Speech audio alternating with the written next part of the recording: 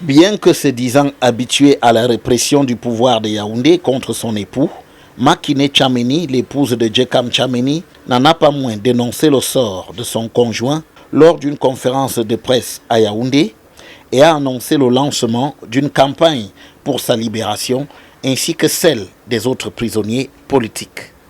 J'aimerais vous proposer de prendre le livre que nous sommes en train de vendre pour libérer Djekam Tchameni, mais aussi libérer d'autres prisonniers politiques. Revenant sur les circonstances de l'arrestation de son époux, elle les a qualifiées de kidnapping tout en accusant les auteurs de cette interpellation de vol.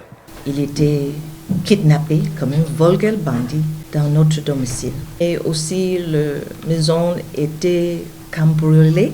Dans la foulée, elle s'est dite indignée de ce que plusieurs jours après l'arrestation de Djekam Tchameni, on n'est pas su de quoi il était accusé. Il était arrêté.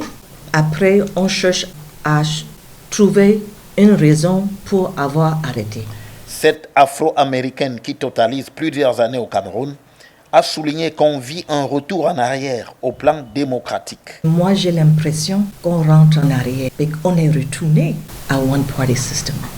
Pour étayer son argumentaire, elle a dit vivre un cauchemar en voyant la répression qui s'est abattue sur les Camerounais après l'élection présidentielle du 12 octobre dernier.